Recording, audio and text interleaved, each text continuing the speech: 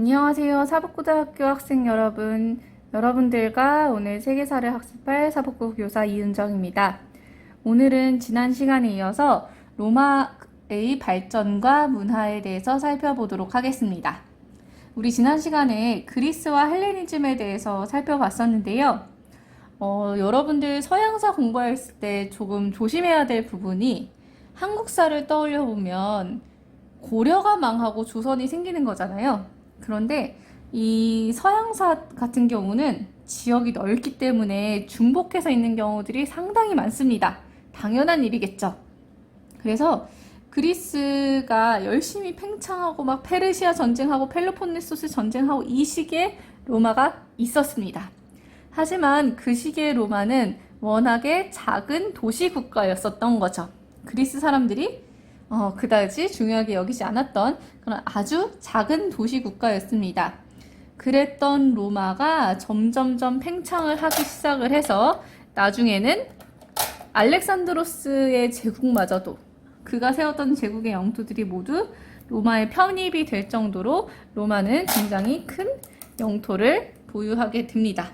그러면 로마가 어떻게 발전을 해갔는가를 우리가 한번 이렇게 쫙 정리를 해볼 거예요. 근데 미리 경고를 하자면 양이 진짜 많습니다.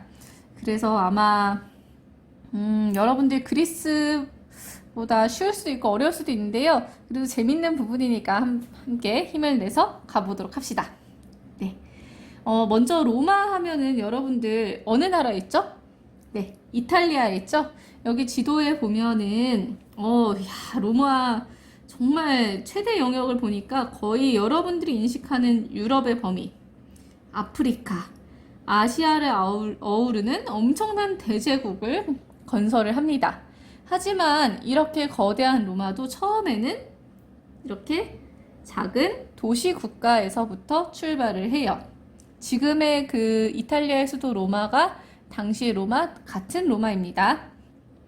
처음 로마는 왕정으로 건국이 됐다가요. 기원전 6세기가 되면은 귀족들이 중심으로 된 공화정이 수립이 됩니다.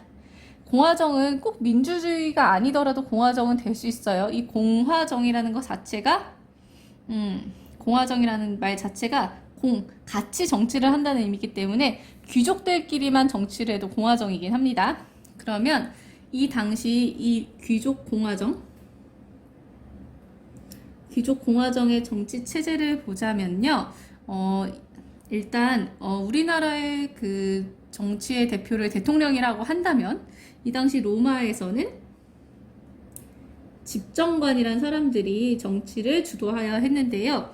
재밌는 점은 2명입니다. 임기도 1년이에요. 1년에 2명이 서로를 견제하면서 이제 전쟁에도 참여하고 정치의 주요 사안들을 결정하는 역할을 했었고요. 우리의 국회에 해당한다고 보기는 조금 더 권한은 세지만 원로원이라는 기관이 있어서요. 이 귀족들이 모여서 회의를 하는 기관입니다. 그런데 이 원로원의 권고라고 하는 것은 굉장히 권한이 막강했다고 해요. 집정관들이 자기 마음대로 못할 만큼. 그리고 이제 인민들이 모이는 민회라는 곳도 있었다고 합니다.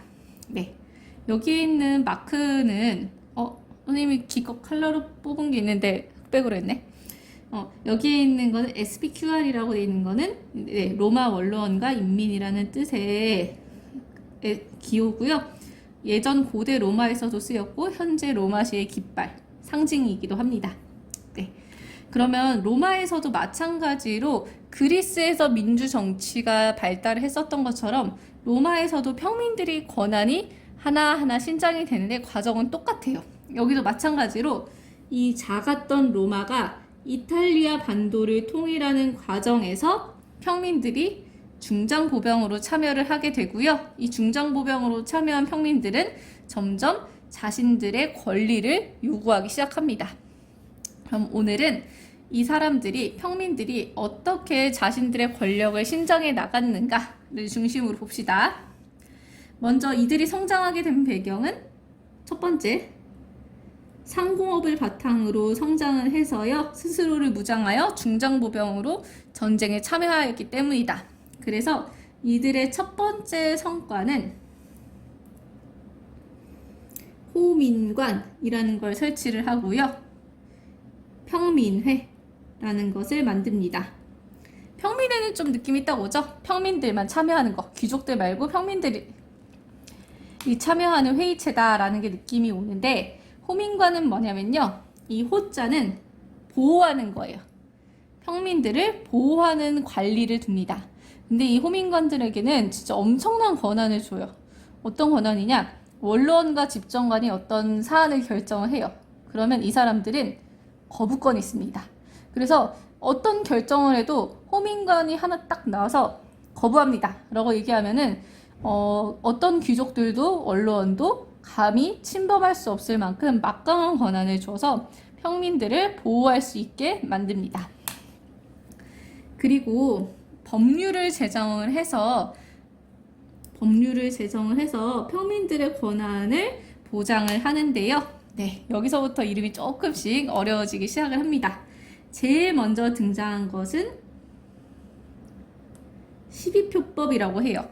이 12표법은 사실 법의 내용을 보면 그렇게 막 썩 좋다라고 보기는 좀 어려울 수는 있지만, 로마 최초의 성문법, 문자로 기록된 법이기 때문에 이제는 자의적으로 귀족들이 평민들에게 어떻게 할 수 있는 게 아니라는 점에서 큰 의의를 지닌다고 할 수 있고요.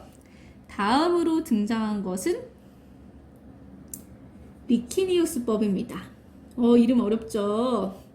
네, 참고로 리키니우스 법이라는 건 리키니우스라는 사람이 만들어서 리키니우스 법이라고 불려요. 여기서는 집정관 아까 2명이라고 했죠. 집정관 중에 한 명은 귀족이 아닌 평민이 꼭 당선될 수 있는 법을 만듭니다.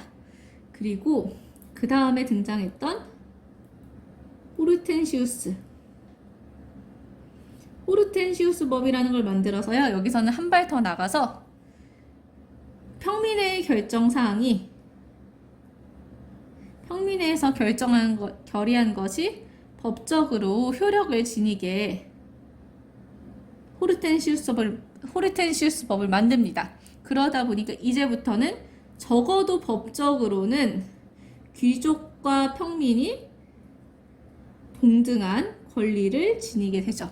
오히려 이 당시에 로마에서 정치에서 성공하기 위해서는 유력한 귀족 집안인 것보다는 오히려 평민으로서 호민관에서 스타가 되는 것이 집정관들에게 더 유리했다라는 얘기도 있다고 합니다. 이렇게 우리는 로마 공화정의 성립에 대해서 알아보았습니다.